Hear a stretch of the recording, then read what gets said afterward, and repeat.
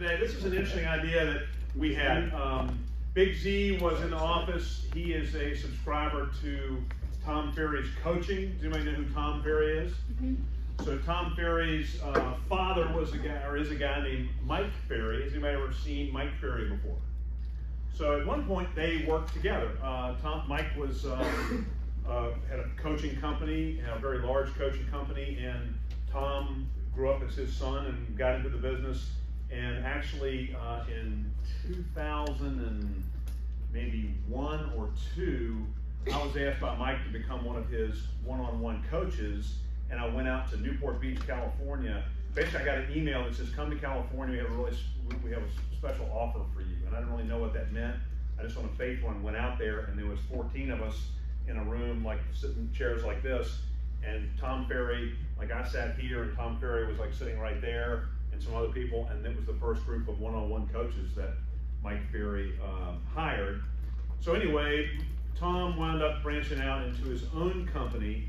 Mike Ferry has been very controversial in the whole real estate training world. I think one of the reasons why is that he tells the truth, and even if you don't like what he has to say, he says it to you, and some people really can't handle that. But he's certainly noted as one of the pioneers in the whole coaching world. He was a big impact. I first heard of Mike Ferry. Mike told me that he read a book called Making a Six-Figure income? At that time. How to make $100,000 selling real estate. Yeah, make $100,000 selling real estate, which at that time was a pie-in-the-sky goal for so many people. I got that at the bookstore at RAR. There you go. And anyway, so it was very, very much a huge impact and mentor to me. Now, we're looking at some notes that I took and came out of a seminar in 2003, 20 years ago. And we're comparing and contrasting some of those ideas with where Tom, his son, is now in 2023.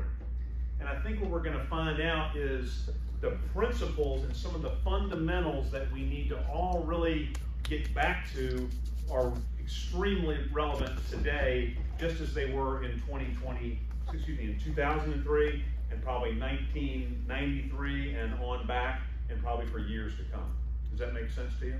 So what I'd like you to do is think about these things. We've really got 12 points that we're going to go over and elaborate on, and sort of think about each one and say, where do you feel like you are with each one of these things? Like, have you got this one down and that's really something that's a part of you and you don't need to worry about it at all? Or is this something that I might need to work on? Or maybe it's something you don't really care about. But if you could come out of this and look at sort of your score sheet and see which one of these points you think might be the one you need to focus on the most. Where are you the weakest? Then I think if all that happens today is you come out of this thing saying, you know what, that point number 4, I really need to pick up some steam on that, maybe talk to some people about it and really sort of double down on how I can get better at that, then maybe that's going to make this time well worth it for you. Is that something we can all agree on? Yeah. All right, so, thank you, Ben. Well, so this was something that Mike Ferry sent out after this seminar. It said after retreat was finished, we had our M3 meeting. To be in this M3 was like a subgroup of all the coaching. You had to be at the top 5% of all agents in the United States to be in this M3 group. He said that Tom and I asked each M3 member to take a few minutes and think of the single best idea that they received from the retreat. And basically then he would share them with the group. So he came up, there's a list of 60 that came up. Rather than bore you with all 60, I picked 12 that I thought were the most relevant. All right, are you ready? Yes. The drum roll guy could not be here. So what we're going to do is I'm going to sort of I'm going to give the point and then sort of take it to the millennial generation, the new age, and sort of see what that is. And then we can get some take on it from you. And how does it, let's just try to have this discussion and sort of see it. And this one is pretty broad, but again, remember, we're rating ourselves on each one of these points. So the first one is, and this is very common, but something we need to think about, is under-promise and over-deliver the services you offer in real estate. Now that doesn't mean to sell yourself short, but what do you think when we're talking about under-promise and over-deliver? Well, Tom Ferry was talking about the summit as well. He was talking about under-promising and over-delivering, such as, like, for an example, in this marketplace, right? We've noticed, Tom Ferry noticed, that the top 1% of agents are taking more of the marketplace than any other agent. So it's showing us that we have to be market leaders in our area. So what are we doing to outwork the marketplace of our competition more than anything else?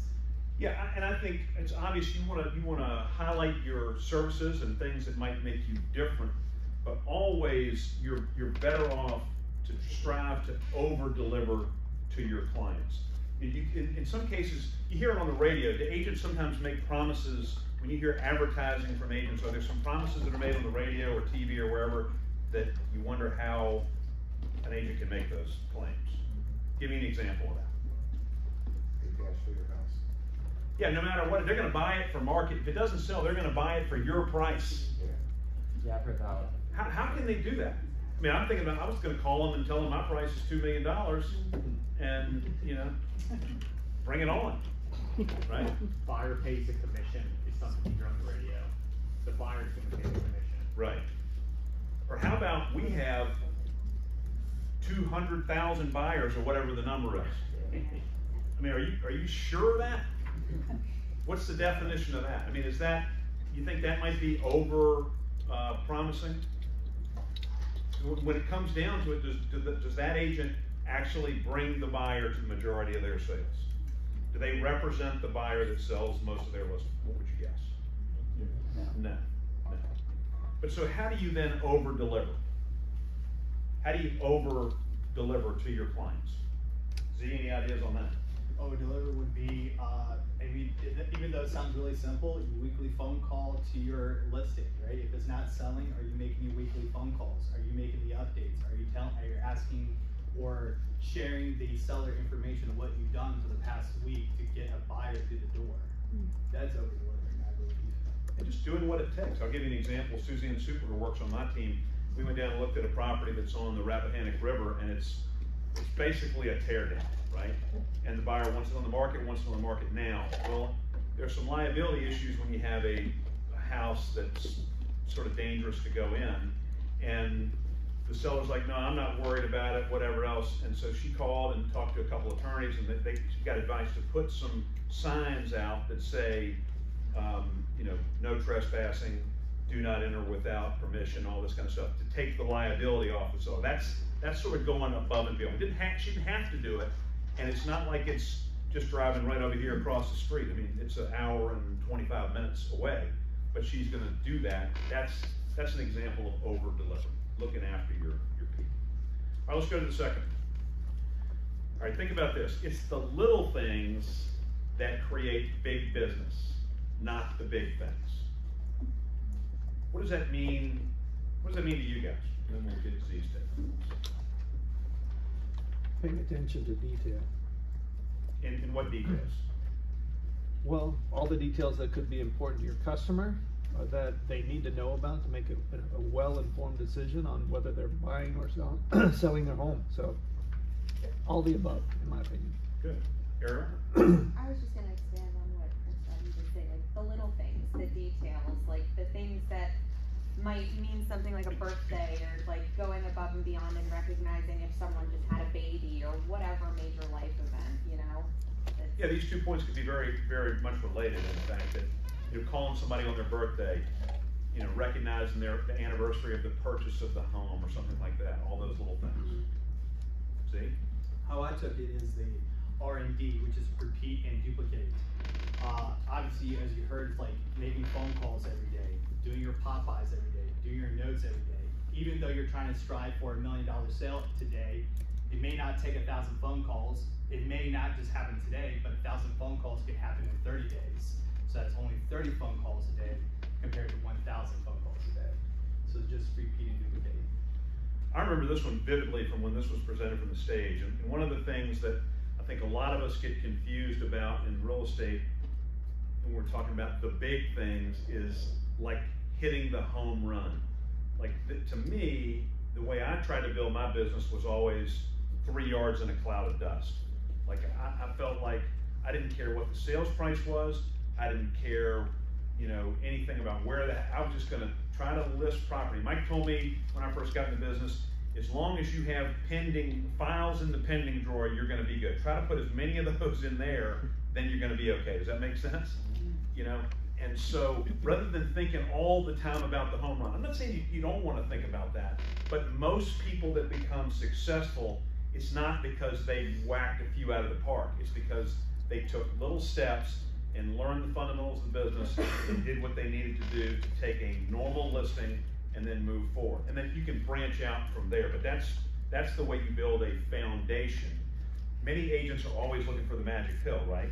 I mean, if you go to the Richmond Association or whatever, they still have the thing, like the trade show thing. You know, like Brian Buffini called that like the Afghan bazaar, like, come here, look at these, buy some of these, and you'll be rich. You know, is that the best way? Is there a magic pill to become successful?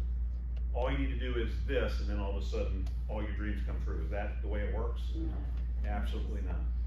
So that's one of the ways I think you got to think about the little things versus that are going to create the big business, not the big things. Any ideas? Share on that. Ariel. I would just say whatever you do, do it consistently. Yeah. Over everything. Well, that's what he's saying, sort of like just rinse and repeat, right? You know, just got to do it. And sometimes, is that exciting?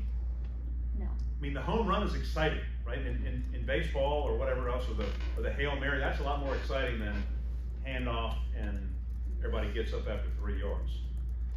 However, you know, I think we're all capable of, we're a lot more capable of each of us just grinding hard and moving forward than we are making the big hit all the time. All right, let's talk about number 3.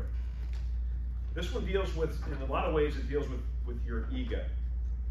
Talk less, ask more questions, and listen more. Anybody need work on that? There's just 4 of us. The rest of you guys are perfect. Z, what do you think of Tom, and what do you think of him? So Tom is a huge advocate for Phil Jones. Phil Jones is a book author. So anyway, the book is called Exactly What to Say. It's asking open-ended questions. So if you want to have the other person speak, I would highly recommend that book, and that will help you for whoever you're talking to open up even more, in my opinion on that. Why would you want to ask more questions? Discover motivation. How does asking questions discover motivation from your client? So a person who asks more questions can control the conversation. So there's a great quote that I remember hearing right after this point was made, and that is, selling is not telling. Do you prefer somebody to tell you, or do you think it's more effective if you come up with the answer on your own? Which is better? Which is more effective? Second one. And that's because it's more memorable. Selling is not telling. Selling is asking a series of questions that leads the client to the desirable result. Does that make sense? And then think about how we often do it at our listing appointments and other appointments. Do we find ourselves a lot of times just chatting? Why do we do that? I like it. Mike likes it. I think the more nervous I am, the more I talk. Right. Just to like feel, you know, it's like, I feel like, oh, let me just like spew all these things at you to like make you feel better, but I think it's just making me feel better. Right. You know, probably coming back to number 1 of, I'm probably trying to oversell myself and you know, rather than like I can do this, you know, rather than like listen to what it is they actually need or what they're looking for. And do you think, obviously, people want to feel confident that you can lead them through the process. Yeah. I get that. Are they really looking for how great you are, or if you can help them get to their goals? Which is more important to the average client? Get to their goals. Get to his goals. In every case. Yeah. In every case. All right. So how then do you develop the skill of listening more and asking more questions? Practice. And we don't like to role play, but that's something that can help you. How else can you do it? Well, it's not a how, but it's something that I try to remind myself about is there's a reason that we were born with 2 ears and 1 mouth. So we should be listening more, That's talking right. less. That's right. I think if you consciously, if you, let's just say you had somebody like a court reporter at your next listing appointment, and they track how many statements you made versus how many questions you asked, where do you think the balance would lean? Where do you think it would lean? Probably statements. Probably. Definitely. Jake, I've seen your listing presentation. Definitely statements. In fact, when we were working on your listing presentation, what was the thing that I told you? Ask more questions. Ask more questions. Yep. So we're all going to make statements, right? One of the ways that you can, one of the little easy, cheap ways to do it is to ask, even if you make a statement, you can turn into a question by saying, right? And if I tell Judy, you know, Judy, wouldn't it be great if you went in this way? Well, that's still, that's a question, even though that's sort of a statement too, right? And if you say right at the end, see, that's one way you can ask, you can use question words at the end of a statement to make it a statement. So that's like that's intro to asking questions. Right? Z, I was curious, have you read the real estate version of that book? Because there are several of them. Yes. So my favorite thing in that book and what helped my listing appointments the most and just my overall game with clients is asking people, what makes you say that? Yeah. And because oftentimes it's just, they don't know what they're talking about, or they want to, I don't know, be perceived a certain way, whatever the situation is. But like usually when they're making, I don't know, when it's a heated conversation, for example, and anyway, just asking that question usually gets to the root of the problem and why the fastest. Help me clarify that. Exactly Right. Yeah, I think I just wrote that down. What makes you say that? Mm-hmm. So anyway, talk less, ask more questions, and listen more. Number 4, be more accessible and visible to your clients, center of influence, and prospects, and communicate more often. Tom Ferry was going over this actually quite a bit. He was talking about CPAs and financial advisors, right? Sellers or whoever, clients love to talk to them because they want to see how much money they can save from Uncle Sam and all that good stuff. For us as realtors, do you not think we can help them as well, of like telling them how much equity they have, how much we can help them create more wealth? Example, like today we were talking about investment properties, how much equity they have in their home, where you can get a home credit line to buy a second or a third property. I mean, we should be educating our clients that way as well. I remember another point that sort of was scary. It says, if your client, past clients, centers of influence, and prospects aren't excited to see you or to hear from you, you're not bringing them very much value. And so if you ring the doorbell, like, well then something's wrong, right? I mean, can we bring value to these groups of people? Yes or no? Yeah. Do people usually like to talk to you about real estate? People want to know how much their home is worth. People want to know how much home they can buy. People want to know what's going on in the real estate market. That's a hot topic for people, and you can do that. Do people want a good plumber? Do people want to know where to take their dog to get a shampoo or whatever else, where you can refer these things? I mean, so if you're providing value to people, they should want to talk to you. Yet, how often do we, Mike, you've been president of Hometown Realty for how long? Since day one. That was 1988. Okay? So how many times have you gotten calls from clients or whatever else? You know what? Your people just communicate too much. Tell them they're loading us with information. Never get that one. What is one of the most common complaints that you get? Haven't heard from them. Do you ever hear that about when you're talking to clients? They're like, well, we had an agent, we just don't ever hear from them. You ever hear that? Why don't agents communicate with their clients and their past clients and centers of influence? They don't know what to say, so they don't say anything. They don't want to hear objections or get into some kind of conflict. If the house isn't selling, is that always a great conversation? Hey, Kevin, Hey. House has been on the market for 293 days. 294 is going to be the one, right? Are you fired up? Yeah. I mean, it's going to be, you gotta have it together. But they want to hear it. I mean, if you had your house on the market, would you expect to hear from the agent? So you just got to be more accessible, more visible. If you haven't been in touch with your people, especially when the market's a little weird like it is now, they're wondering if you're still in the business. Because a lot of people that do what we do, what have they done? They've left, right?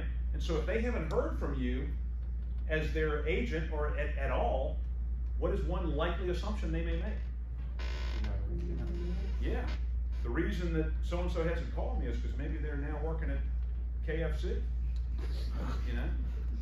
I would think too, if that's 2003, you're talking about being visible in front of your clients, I mean, couldn't be any easier right now with social media. Right. It's happening, people hate on it, but you want to be visible easily. Great point. 2003, you literally had to show up at the workplace. Yeah. Yeah, you had to call them, you had to be face-to-face with them. There's no other way. And now you've got a tremendous amount of opportunity to do it very easily. Anything else on that one there, Wild Man? No, sir. All right. Number 5, do what you're supposed to do, even if you don't feel like it, especially following your AM schedule. So Tom Ferry bluntly said this: be a champion, and who the F cares? On the way to phrase it. Yeah, he bluntly said it. He used the F word, the whole word, and it kind of made sense in a way, because if you really think about it, like when you call your clients or even friends or family of sort, do they really care about your problems? If the house is not selling, it's been on the market for 60 days because it's overpriced, do they really care that you had a Sunday gate for the past 2 weeks? Probably not. So who really effing cares? And you hear it all the time. If you like overhear real estate conversations, you know, agents will tell clients, they'll make excuses. Well, hey, sorry I didn't get back to you. You know, my kid had a game, and I'm trying to start a coffee business in Montpelier, and it's not doing. We had to have a big meeting, and so I couldn't put the sign up. He didn't really say that, but he is doing a coffee business. So if you like coffee, you'll support it. Do they care about that? I mean, obviously, there are certain situations people can be sympathetic with, but that's when they hired you to do a job, and they expect you to do your job. And what about, are there days when you don't feel like doing stuff? Is that easy to happen if you're a human being? Like a lot of times, right? Like how about when the alarm clock goes off? Who here, when the alarm, every day they can say when that alarm clock goes off, I mean, you're just like, bang! Yes! Here I come, world! Ben Rogers. Yeah. Huh? That's true. Yeah. Even Ben has days where it takes him 2 seconds to get into that kind of groove. When he spends the evening with Kevin Long. That's right. How about the day after the fantasy football draft? Did you feel really good about it? Well, I got to bed real early that night. Oh, okay, good. All right, Getting up early that's good. was So there are going to be days when you don't feel like it. One of the things I'm going to remind saying is you can't worry about, don't worry about today as much as where you're going, because every little building block is going to get you to your goal. We're going to talk about goals in just a second. If you focus on the fact that, you know what I do today is going to get me to what I really want, then that makes it easier to move forward. It's easy to say, hey, well, today I can just blow out, just one day I can just not do this, or I can do it later, or whatever else. If you have that eye of the tiger and get it done every day. So like I always use the quote by Muhammad Ali, I hated every minute of the training, but I said, suffer now so I can live the rest of my life as a champion. You know, people that live their lives as champions didn't screw it up too often along the way, in most cases. All right? How about this? And especially follow your AM schedule. Why is that important? no distractions, or fewer distractions. There are fewer distractions in the morning. But why is it more important to follow your AM schedule? And maybe what should you be doing in the AM? Mike? The best way to get ahead is to get started. And if you never get started, You never get started. yeah. Right. So that, I think that's the gist of this point, is if you have some kind of an AM schedule, worst case scenario, you get the priority things in your life, your profit generating activities, which are what? Lead gen, prospecting, what else? Going on appointments, negotiating contracts, even education. Those are things that you need to get done. And if you get those all done, and let's say the afternoon gets a little bit wacky because of the termite report and because of a loan problem or whatever else, you've still checked most of the boxes for the day. But if you never get started, like Mike said, remember that? That's a good one. You never get started, you never get started. And if you never get started, you never finish. See any other things on that? All right, here we go, halfway through. Eliminate the excuses that you live with. That was something that Mike Ferry hammered on all the time. It's just so easy for us to dwell in wherever we think we are and to feel sorry for ourselves. Anybody know John McGuire? Oh, yeah. John McGuire, Navy SEAL. One of the things he learned as being a Navy SEAL, he says, you know, feeling sorry for yourself is a strategy that never got anybody anywhere. Right? If you're in Bud's training in Coronado, California, and they're telling you what kind of person they think you are, and they're putting water in your face, and you're doing 16,000 flutter kicks, if you start feeling sorry for yourself, what happens? Quit. You're ringing the bell, right? You're ringing the bell. And in what they do as a job, when they're behind enemy lines and they're outgunned and undermanned and whatever else, if you start feeling sorry for yourself, do you win the battle? You do not. And life is like that as well. If you keep making excuses and having crutches and whatever else, you're not getting anywhere. There was a public speaker who was really motivational, which is pretty great. I came out of this one was change your lens on what you view the world. So if your brain is stuck, what can you do to change your perception of what's going on, right? And one of them is gratitude. People talk all about gratitude, but one way to do it is specifically, what are you grateful for? Not just saying family, health, have a roof over my head. Specifically, I am grateful for my daughter. Move on from that. So then you're like, I'm grateful for, you know, hey, I'm a successful business. I'm opening up a coffee shop. The reason why is because I'm helping out the community, because I love the community. I love my profession because I know how to work everyone else. Everyone loves me. I can deliver more value than anyone else. These are the reasons why I'm grateful. So, but then it has to change. So you do that the next day. But you have to change 3 gratitudes from that. No, I can't talk about my daughter. I can't talk about real estate. I can't talk about coffee. And what that does is it changes your perception of what's going on in the world. So hopefully that will change everything else. And if you're focusing on those things, then you're not focusing on the excuses. And I'll give you an example from him that we didn't talk about. But he used to tell me when I would get on him about sounding like an idiot on the phone, he would say, well, I went to public school in Maryland and I didn't get a very good education. I'm like, tough shit. Right? That happened. Get over that. Let's figure out a way that we can learn today what you needed to learn and move forward. And so then you took action. What was an example of some action you took in that area? I started taking Toastmasters. I started being part of the boards of organizations. I started doing public speaking. I started speaking in front of everyone else here. Knowing what my vocabulary was back then, I know everyone was listening. And I tell you what, they do listen. And when you sound like an idiot, everyone thinks you're an idiot. Let me tell you something. I didn't want to perceive myself as an idiot because I didn't think I was an idiot. So I had to do whatever it took. So that's an example of eliminating the excuses. And we can laugh at that. I guarantee you, all of us have some kind of baggage like that we've not unloaded like he did. So here's to you for that. Deane? All right, number 7. Yes? Can you tell us how much Toastmasters helped them? Extremely. Tell me what Toastmasters is. Okay, so Toastmasters. So here's a guy that never really did any public speaking at all. Absolutely not. And there was a reason for it, because you weren't very good at it. That was terrible at it. But I love to talk. It's kind of crazy. Toastmasters is only $100 a year. I highly recommend it. It's a non-profit. And what it is, you can meet every week or every other week on Zoom or in person. and it helps your presentation skills. And it also helps with your networking. For example, it could be, for an example, when I bring my wife into networking events, she always says, Chris, I don't know what to say. I don't know what to say. You know what? We just finished summer. So you know what you could say?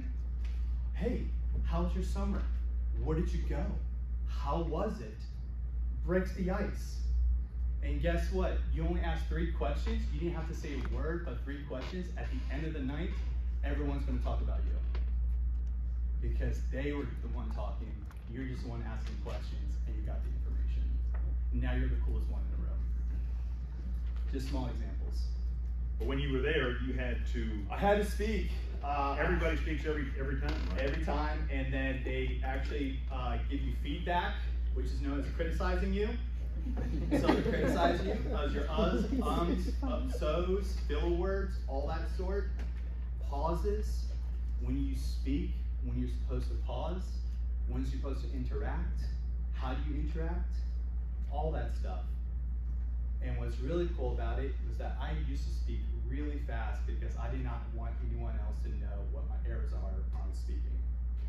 So they taught me how to speak slower, how to enunciate my words. Instead of supposed to, now I say supposed to. All words, so I highly recommend those classes. Yeah. All right, next one, start every day at 0.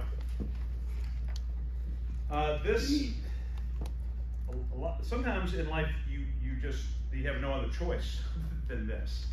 And sometimes you have a choice to start maybe a few steps ahead. Why would you want to start at 0 every day? Why would Mike Ferry advise you to have that mentality? Keeps you hungry. Yeah. Yeah, what's the guy's name who's hungry? Phil? Les Brown. Les Brown. Yeah, he's hungry, right? So, you know, like an example, the other night I went out and saw the Hanover Hawks. They led 21-0 against the Mills Godwin Eagles. What do you think the final score was? 24-21. Do you think they started the second half feeling like it was 0-0? I'm sure there were other issues if we talked to Ben's brother Sam about it, but sure, he'd be happy to discuss. There's an example. You know, coaches tell you, at the second half, forget what the score is. It's 0-0. We got to come into this like maybe we're even trailing, right? So start every day at 0. So if you've had success, okay, is it a good strategy to rest on your success in real estate? No, you can learn from your successes. You can feel good, and you can even somewhat celebrate. But the next day, is that success, can you really count on that just automatically happening again? Your back has to be against the wall. So whatever you're feeling, make sure your back's against the wall. Burn all bridges, burn all boats, there's no retreat. If you have that mentality, then you can be free. There's a story, and when he said burn the boats, that was a story that was told at this time by Mike Ferry, and I'm sure Tom remembers that one vividly, and I can't remember the scenario. Does anybody know the scenario about burning the ship? Just envision this. So here, Cortez, right? He goes to a new island and he tells them, he was like, this is our only option, this is our new civilization, burn the ships, we're not leaving. Yeah, basically, like, here's all the soldiers and the ships are out here in the bay or whatever, and he's like, we're here, we're gonna kick some ass, we need to do it, turn around. And everybody's like, what the hell? He goes, yeah, I set the ships on fire. There is no going back from here. You have no alternatives. This is it. And if you think about times in your life where you've been that backed up against the walls, he said, or the ships have been burned, most people are able to just get it together and do what they need to do to succeed. Would you agree with that? I mean, think about times in your life like that. You hear about stories where, like, the school bus crashed and somehow some dad lifted the school bus up, or crazy things where people just do superhuman just because they had to do it.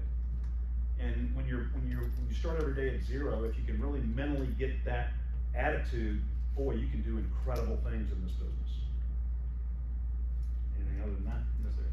All right, moving right along. Look, now we have the actual video presentation. We moved into 2023. All right, put together your dream board ASAP, or at least put some thought into your why. What is your why? What does that mean? I don't even know what your why is. What is, when I say that, what is that? What motivates you and pushes you every day? Yeah. Why are you here? What are you doing? Why do you do this every day? So what I found out is, like, are you stuck? Have you accomplished your goals already? If you already accomplished your goals and you're wanting to set new ones, this is probably the best time to do it, because your probably desire is not strong enough at this moment. So you need to figure out what new goals you want to add to your life to get yourself successful. Example would be that 2 years ago, actually a week ago, 2 years, I made a goal and I made it public. I don't know if anyone saw it. I made it public on Facebook, telling I promised my Zoe, my little girl, that I'm going to buy her a cottage less than 5 minutes away from the water. And my goal was to do that in 5 years. I did it under 2 years. Yeah. It was cool. Really cool. So guess what? Now I'm complacent, so I need to add something else to my life that I want to add for my family. That helps me desire to keep reaching out for more goals. Whatever that could be. I hope you can find that for yourself as well. And the point is, it's just so much easier if you know, like back to the point where if you don't feel like it, if you know why you're here, then it's easier to shake that off. It's easier to make yourself just say, you know what, maybe I don't feel great, but I still want to honor the promise that I made to my daughter. Or I still want to give the money that I dedicated to my church. Or I still want to buy a new home for my family, or whatever it might be. You know, I remember when I first got into business, I was making, when I was the Associate Dean of Admissions. A lot of you know I was Dean. And I was making like $27,000, something like that. And like Mike is buying new cars and jet skis and all this kind of stuff. And he taught me into getting into the real estate business. And I said, you know, one day I told Cindy, my wife, I said, you know, I think if I really bust my ass at this, I think I could make $100,000 if I really get down to business. And she's like, God, that would be unbelievable. It's like a pie in the sky dream. And I said, you know what? If I do that, I'd love to buy a brand new F-150. She said, because she didn't think I'd ever do it. and so she's like, sure, that'd be great. You know, I said, well, the day I do it, I'm going to the dealership. He's like, you do it. And literally that next August, when I cracked that number, I went down I went to Richmond Ford, and I almost bought one there, but then a guy had like one that only had 5,000 miles on the side of 360, and I bought that one. But when she came home from the beach, there was a big maroon F-150 in the driveway. You know, and when you have that kind of motivation, it just really clicks. And when you don't, sometimes it's easier to just not do the things you know you need to do because it doesn't matter as much. You understand that? So how do you know, for some people it's material things. And for some people maybe it's just showing your family that you can do it. Maybe it's proven to your parents or your teachers, all these people that have told you no. Whatever it is, if you have something, then maybe you can do it. You know, and so you've got to just get in touch. I can't tell you what your why is. One time, and a lot of you know this, one time I was going to get I wanted a chopper, I do want a chopper, but I'd like, you know, I wanted a motorcycle kind of chopper. And I had a promise with my son Clayton that, you know, we had a little deal. He made like this thing we put on the refrigerator. Every time I sold a house, he put a little house and stuck it on there. When I got to 50 houses, then chopper. And like every day I came home, he's like, got the thing, he's got the glue. And I'm like, no. He's like, Dad, you suck. and so it was really easy, you know, for me to keep working on that. I don't have to deal with that every night. So, but the funny thing is, I've shared this a lot, but like after that was like in August when I got that, and then after that, like if I did 50, I forget what the number was. I think it was 50, and then after that, I think I did like 15 more because I didn't have little Clayton being like, "Come on, Dad." So, dream board's pretty cool. What is a dream board? Put pictures up on a board for what you want to achieve, goals, whatever it may be.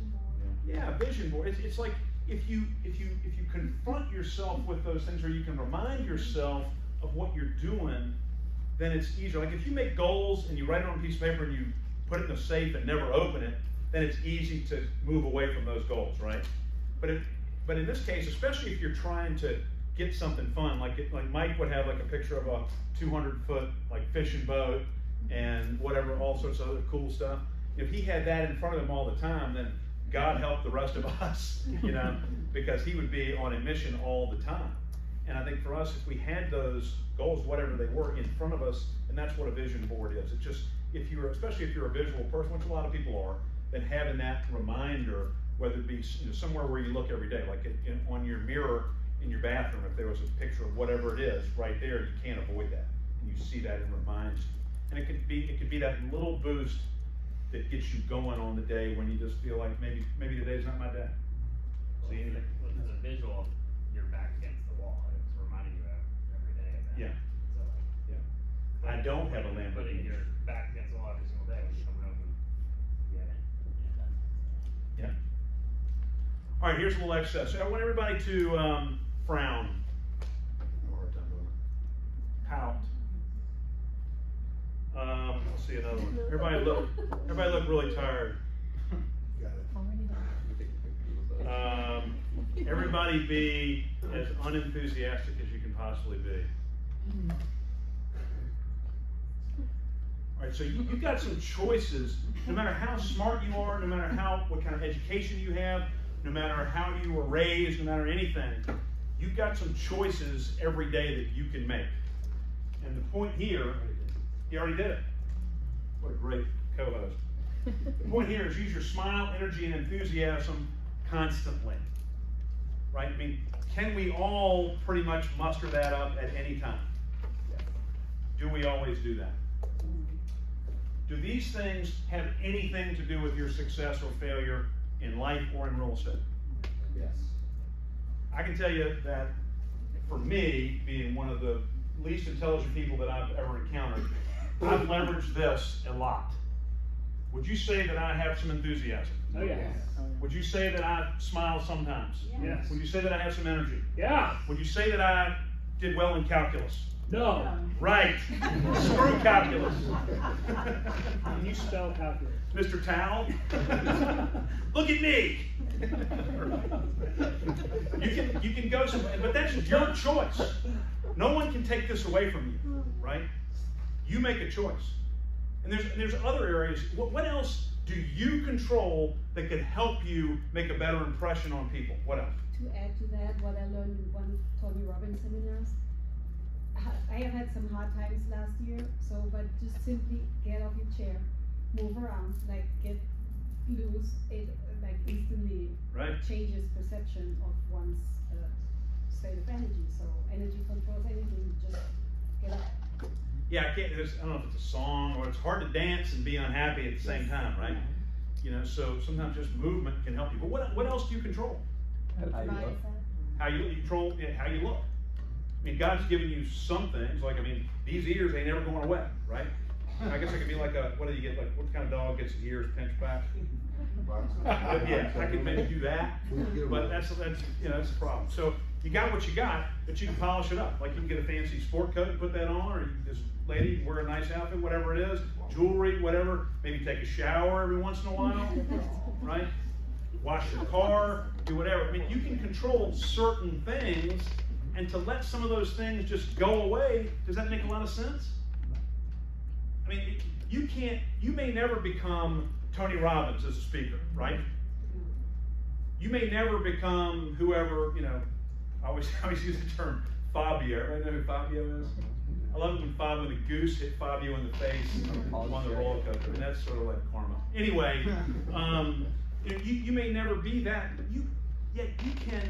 There's certain things you can do, like get some education, try to learn, and try to just present yourself the best as you can. But I'm telling you, these three things can take you a long way. Can take you a long way. And in our business, so often, those are absent. Those are absent. What is one of the worst things you can do as an agent in communicating with other people? Be negative. Be negative. And does that happen a lot? One thing that I really hate is in a market like this, which is really weird, is when agents talk to the public and are negative about the market.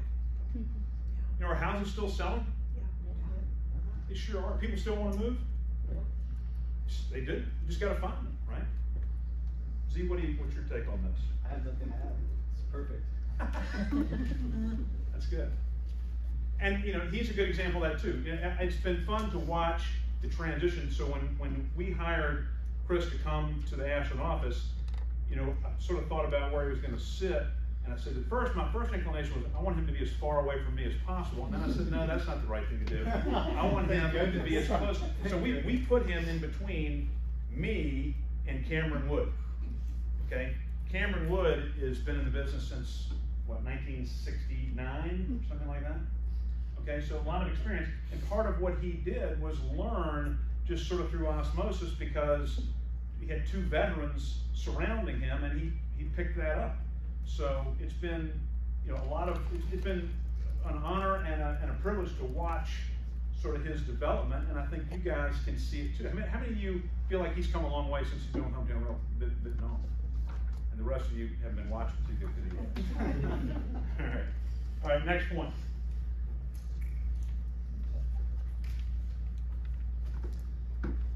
Stop comparing yourself to others. Stop comparing yourself to others, okay?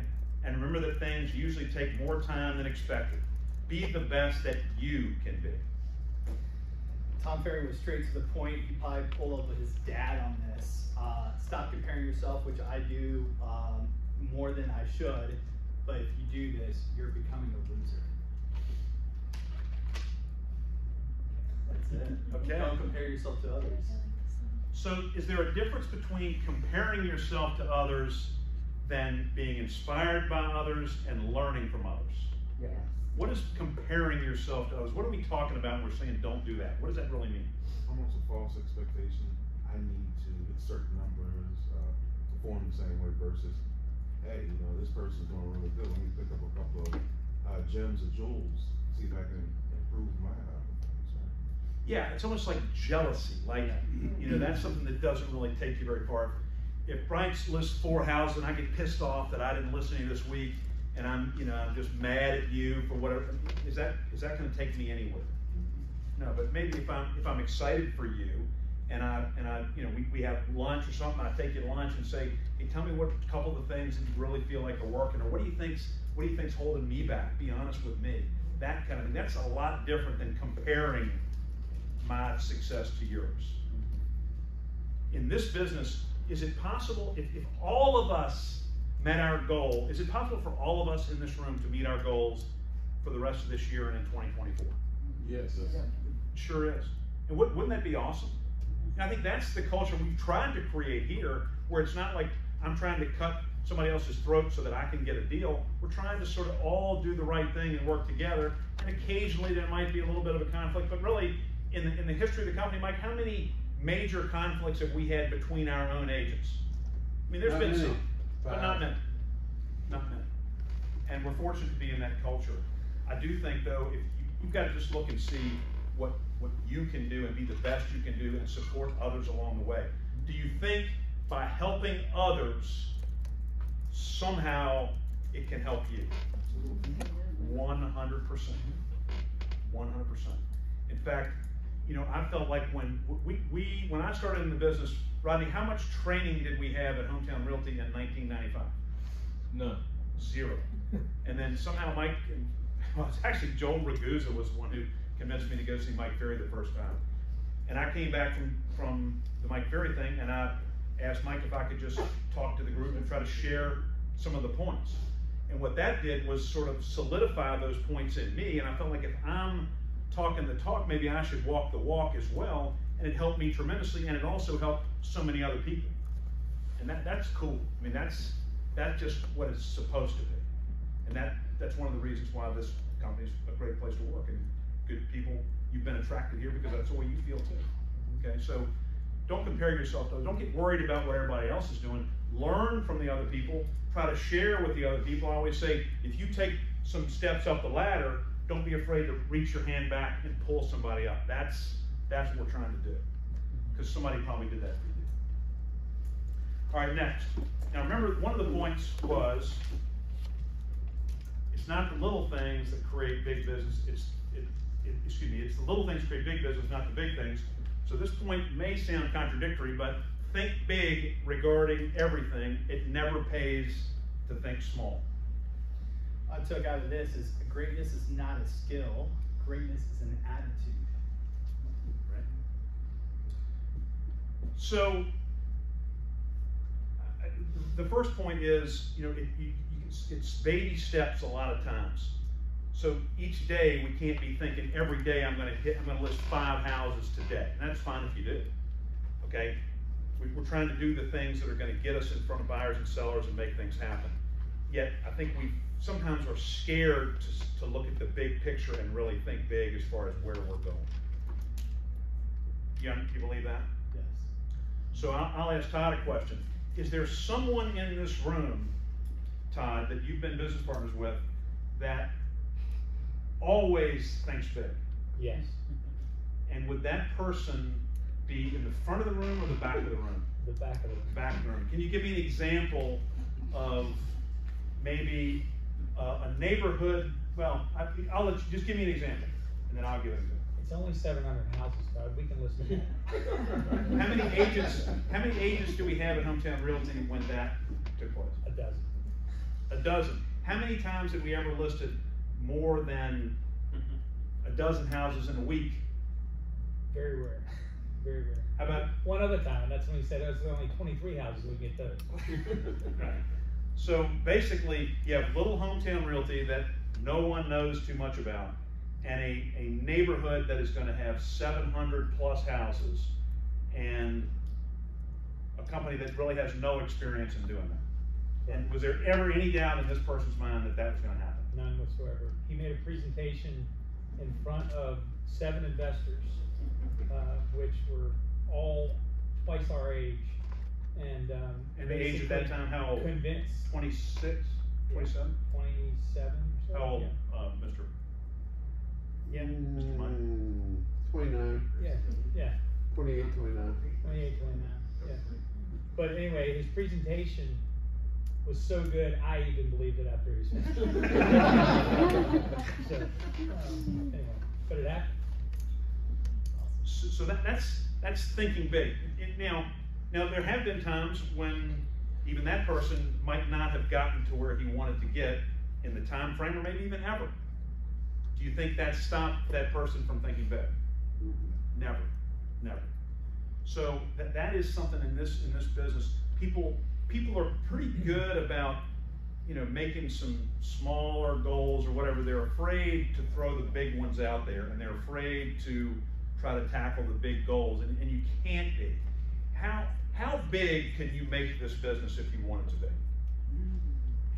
How big? I mean, is back in the day, so Mike Ferry's book was making a 6-figure, whatever it was. Yeah, how to make a 6-figure. 6-figure income in real estate. Is that possible today?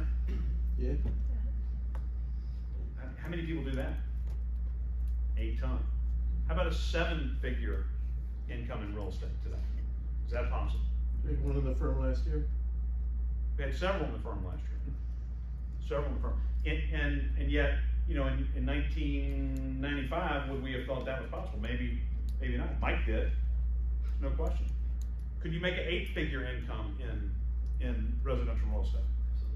Sure. I mean, the great thing about this business is there is no ceiling. There's also no floor. You got to be careful with that one.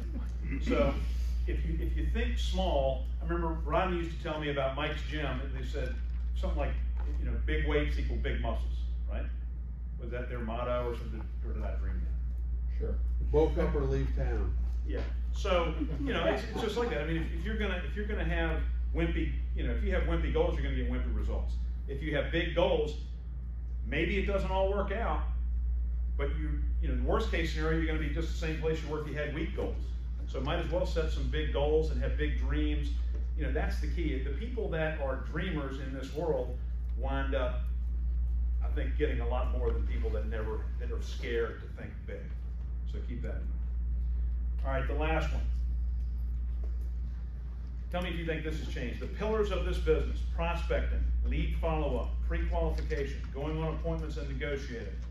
Those are the pillars of the business. And also remember that great customer service is a form of prospecting. Any comments on that? So the last one, you're talking about, remember that great customer service is a form of prospecting. So I wrote down 3 things that came out of that. Was most agents know what's happening in the marketplace. Good agents understand what's happening in the marketplace. Great agents can explain what's happening in the marketplace. Yeah, everybody's always looking for a way around something. That's just human nature. If I don't like prospecting, what can I do instead of prospecting? The answer to that, there's different ways you can prospect. If you never do any prospecting, you're not going to get the business. If you're not great at lead follow-up, you're probably not going to get too far down the pipe. Same with pre-qualification, going on appointments and negotiating. I think one of the easiest things to do for most of us is doing the right thing. Okay, and the right thing, customer service is just an example of doing the right thing. And if you do that, you're at least going to build a name. You're going to build credibility in the marketplace, and that's a start, and that's a good way to keep the ball rolling. Yet you still have to do some of these things. There's just no way around it. Mike one time came up with a list of I don't know, there was 7 or 8 different things you could do that were all prospecting. And if you did those things, he sort of itemized it on basically how many deals you would get. Now that's dependent upon how efficient and effective you are at each one of the things. Yet you had to do some of those. You know the list I'm talking about? Have you seen that? I used it this morning and I have 5 on my drug sheet. Okay, very good. So you have to do something. So does that make sense? Any other comment? Any questions about that? Pretty simple. So some of the stuff, most of the stuff you've heard before. The question is, where are you on number 1 through 12? And where do you feel like you need to sort of focus and try to give yourself a little bit of kick in the butt to where you can get up to speed on that? I think if you do that, maybe you'll find some results that can help you going down into the 4th quarter and then starting off 2024 with a bang. So that's what we have today. Any questions about anything today? Look at your watch. It is 1:59. You have 1 extra minute to live your lives on your own time. Have a wonderful day. Thank you.